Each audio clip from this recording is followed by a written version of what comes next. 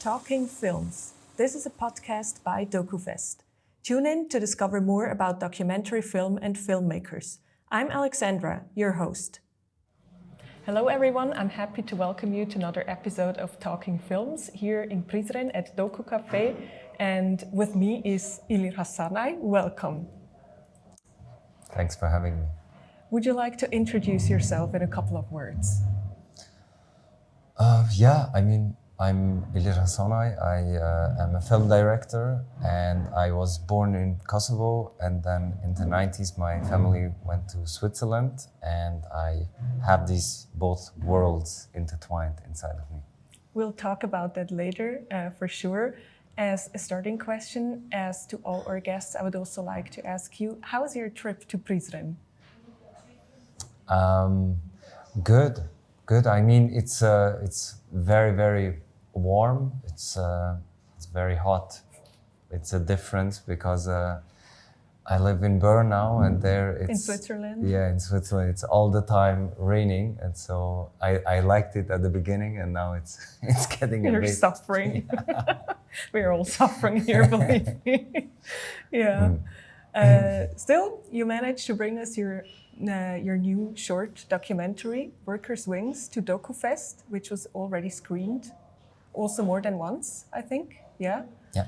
And for the ones who didn't have a chance to see it, very shortly, what's the story about?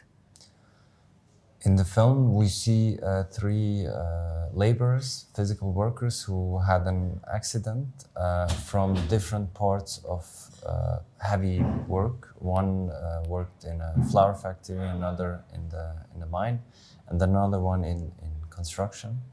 And they all sort of share their story of their accident, and we can see how they live in their everyday life. You mentioned in a talk we had some time ago that actually a personal observation in Prishtina provoked you to make this movie. Can you share what you saw there? Yeah, it was very traumatic event, I have to say, because with my editor we were editing my first feature documentary, and we went just for a pause, to grab some food. And outside in the next building, when I arrived, I saw there's an older man working without any security, like helmet Protective or something. gear. Yeah, and also the construction. So because he was like 2 meters higher on the house's wall to fix it, sort of, and it was very spontaneously built. It didn't look like it holds a lot. And I thought, okay. And then I went in and we edited for some hours. And when I came outside, I saw that he had fallen down on his head even. And it was very graphical because he hit his head and the blood was like a circle who just slowly becomes bigger and bigger. And it was exactly at noon, where traffic in Prishtina is very, very hard to get from one place to another by car.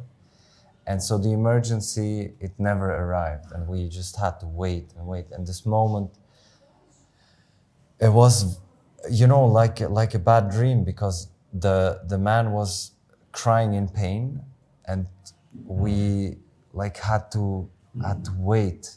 In that sense, so it was very, sort of. It felt like a deep cut, and I remember then some years passed by, and I knew that at some point I want to go back to it. And then more and more, when I would read the newspaper, you would read this worker died in the workplace, this worker died in the workplace, this worker had an accident. So I also had a feeling that maybe the media started a bit more to talk about it. And then you decided to make this movie. And in your movie, we see the three people with their faces, like they show themselves. which I found very brave because it's a delicate topic as well, like also given the situation with the former employers or maybe future employers. But you managed to get them to talk and to show themselves. How did you gain their trust? I have to admit it was much harder than I expected, maybe a bit naive, but because I thought, we're on the same page, like we want the same, like we want the working conditions to become better.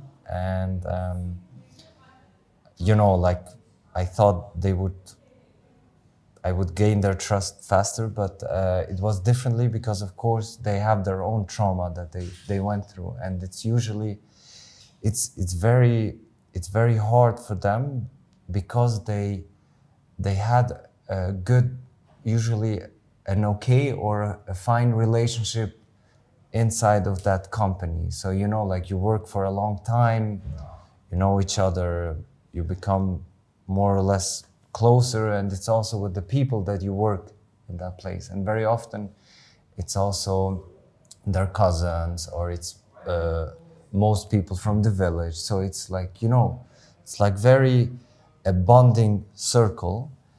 And when then something happens and the boss of this company, he then, just doesn't pay anything for the accident, doesn't take any, responsibility for it, then it's a very disappointment. It's very big disappointment. Of course, they didn't know if I'm somehow connected to the company or, or my interest is somewhere else. And so it just took me really some time to gain this trust. Like we had the talk, and then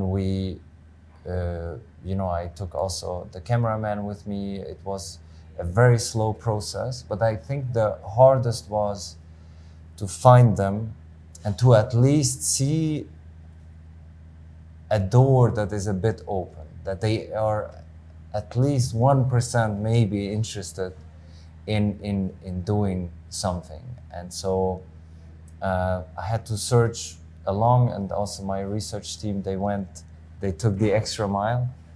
Like I had to look for thousands of videos online to see where can we meet them, where, and also for me, I wanted to find people who sort of made the first step with being okay to be in front of media.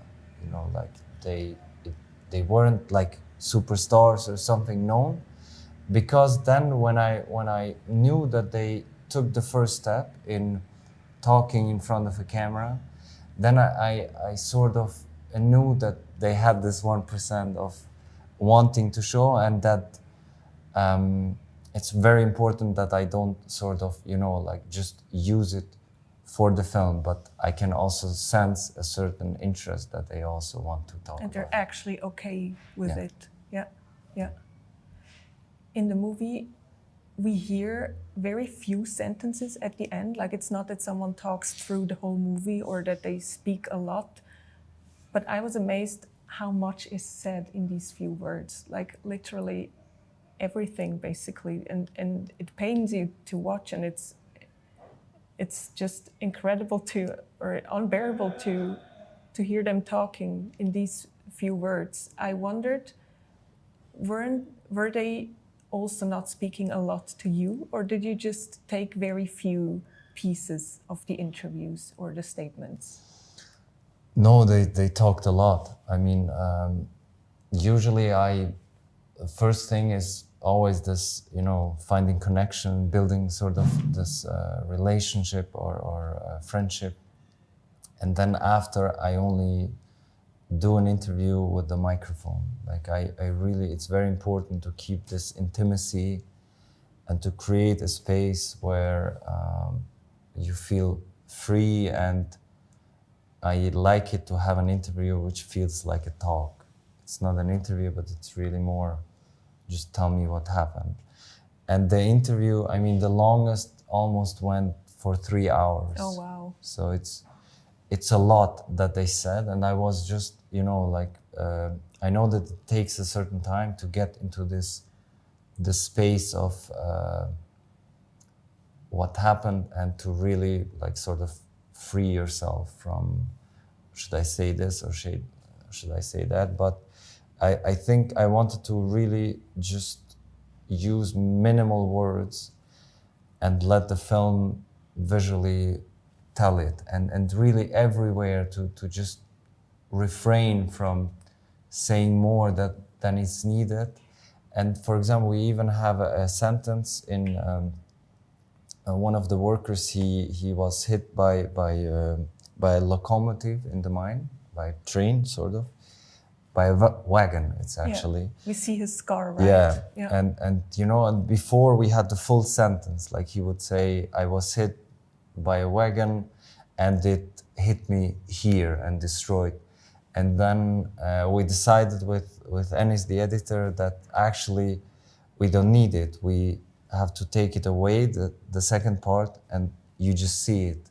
Like, you just need to know that the wagon hit him. The rest, it's already there. Like, you see it. And I really try to not tell too much, like to refrain from this idea of a film should be told in words, but go to a film should be told where it comes from. It comes from image.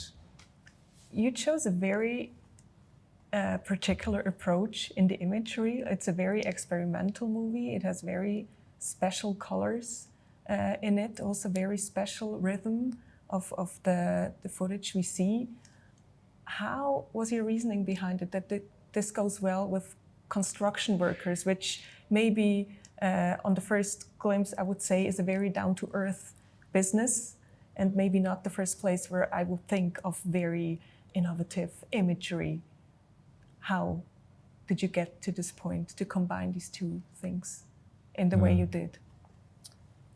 Yeah, I think the film went a long way into becoming what it is. At the beginning, I actually wanted to make a film only about construction, because since the war happened, after the war ended, actually in Kosovo, you know, almost all the houses were burned down or destroyed, including mine and, you know, all of my friends.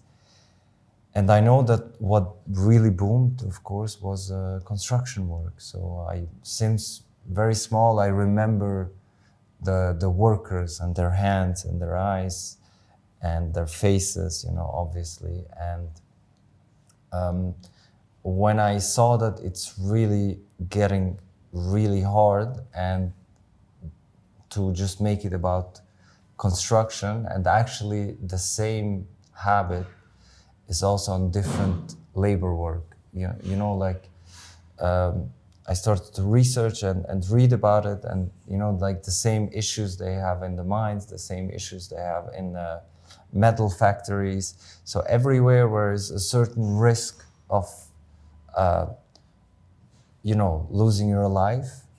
And it's not just height, it's sometimes, you know, other things that we don't think of. It's like a, you know, a machine that it's not really taken care of, and then I saw that it's, you know, it's the same pattern, but of course the construction is the biggest. Like, this is the biggest part because they have the most work. And also a lot of people from the diaspora, and people want to have an apartment, you know. So it booms. And I just thought it's so weird when you enter this apartment and actually you know that this apartment exists on the back of these workers who lost their lives or lost their limbs, or, you know, all these things. And so I was really fond of making a film which is like a mirror between the system that you know, creates these apartments and creates these things what the people want, and the individual, the worker. So, you know, it should be like this contrast between these two elements. And after then, I just found certain people, like Fatmir was the first one, where I just saw there is something unique in that person, and it's not just, you know, like just sadness or just that he's a victim of the system, but he also has this strength and still some hope, and you know, like a very sweet side and very wise. And so then I decided to open up to give more to this unique faces and stories. I think we can, I mean, I don't know these people, but I felt like I can really partly feel them through the images that you shot of the faces or of their bodies, for example, the hands, or at the end you show an X-ray of a spine. I found that also like a very personal moment at the end of the film, to even look inside the body of someone. Yeah, I think it's not enough on the face. No, I just remember that actually you asked me about the form. You know, I think it wasn't the hardest film to do, and I hope that in my work I will always try to challenge myself to achieve better, like to be a better filmmaker, and to sort of try to get the soul of a film. And then, you know, I think if you find the soul, then everything, all the decisions become easier. But actually, this was my maybe the film that I enjoyed the most, even though it was the hardest to make, and sometimes I really reached my limits where I didn't know what to do or where to go. Why was it so hard? Because I decided to make it in a different form. So it's a documentary. I decided to make it on film, on 16 millimeter, and there you're very limited. You're very, very limited on the amount that you can shoot. Then I was very limited on certain scenes that I can shoot. I was very limited on the construction sites that I could go, on the companies, because obviously, you know, they didn't want to have me there. And so it was really like finding this balance of doing it, but at the same time I worked with friends on it. Like I worked with a painter. His name is Vigani Moni, and he doesn't do like camera work, but I love his work so much, and I appreciate really his work and how he frames the painting. And he did analog photography before, so I could sense his passion for doing it, and he went the extra mile. You know, this was a risk that I didn't know how it will come out. Mm-hmm. And then the other one that I really enjoy working with is Enis, who has this understanding of stories, and he has this very sensitive, he has this great sense of characters and finding this rhythm. And so on this side, I felt very, very safe to be able to do that. I think if I didn't have the support, around me, who would say, try, it's fine, just go, just continue, I think I wouldn't be able to make it. And because of this support system, let's say, I think I was also able to, have a bit more trust and go a bit deeper and wider. Yeah. So in a previous interview we did together, you mentioned that this movie, Workers' Wings, would have probably never had come to life if you hadn't lived in Kosovo. And you came back to Kosovo actually from Switzerland. Why? I think, I guess in Switzerland, maybe I was very pushed sort of by by society in taking a position of what my identity is. And usually I think it's very binary based, that either you're Albanian or Kosovo or you're Swiss, you have to decide. And I was always confused by this question because it's so, like all these aspects are so intertwined. And even the reason why I'm in Switzerland was neither because of Kosovo nor Switzerland, it was because of Serbia. So it's, you know, it's like very weird because usually I think people think you're there for your own reason, and sometimes it happens, but as a refugee or as somebody who leaves to another country because of conflict or war, it's not my own decision. I was a kid. And so I guess this question of, because many Swiss always would refer to me as the Albanian, or, you know, like the racist remark, you don't look like Albanian, or, actually you're nice. Despite being Albanian. Despite being Albanian, yeah. And then I realized I don't know what it means. I don't really have an emotional connection to what it means to be Albanian, or why these people are referring to me as Albanian when I don't know myself. So, and also, this is one side, like the private side. The other side is professionally, I wasn't happy with the way that I was doing films. I felt I didn't do my best in a way, or I had issues to find stories that really like get me going, sort of. And like Swiss film looks so great. They're really well done. They're, you know, it's like professionally, it's really top notch. But I felt I needed something that goes more into story, that, you know, doesn't matter what camera or something, but you go back to the basics. And this was like this step that I wanted to do, to just have a small camera and just try things out and fail many times, and not having to say sorry to other crew members, or like sort of not waste their time because I'm trying to learn. It's just you. Yeah. And so this is also because I studied fiction. Then I said, okay, you know what? I want to go to documentary and be really, really small. So now you actually moved back to Switzerland, but the years in Kosovo, how did they change you as a filmmaker? I think it was a really good decision because I feel much more comfortable, especially with the question of identity, and I don't feel pressured into a corner where I have to decide if I'm Swiss or Albanian, but I can just say I'm both, and don't ask me of the percentage of each because it doesn't matter. It's an absurd question.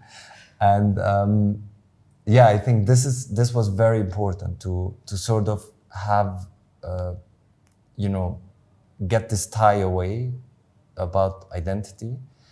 And also as a filmmaker, I think it formed me a lot because it made me find my, you know, find my language in film. And so after all these experiences and the film that I made here, I know what I like, I know which kind of films I want to make, and I hope that I can do it for as long as I can. And so I think for me it was a really big inspiration, and Kosovo still is a very, very big inspiration for me in my work. And now I'm back because I see that I also, my next project is intertwined with Switzerland. And so this is sort of like a beautiful combination that it somehow I can also find this connection in film. Can you tell us a bit more about the content of the film, or is that still a secret? No, it's a film about Albanian activist who was killed in the 80s, and he was very vocal, against the oppression of the Yugoslav regime. And he was so vocal to that point that he had to flee to Germany. But then he was also connected to other Albanian or Kosovar activists, and one of them lived in Switzerland, in St. Gallen, and he was also killed in Germany.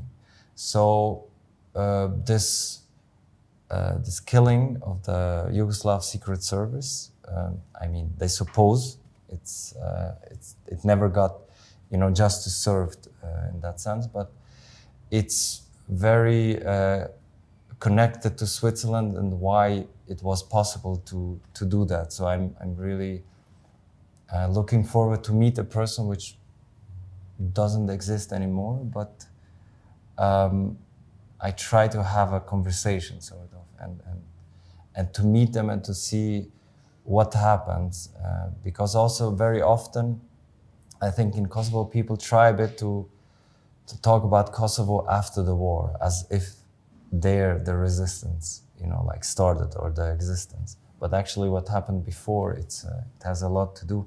And now I found out that the first protests happened in Bern, for example.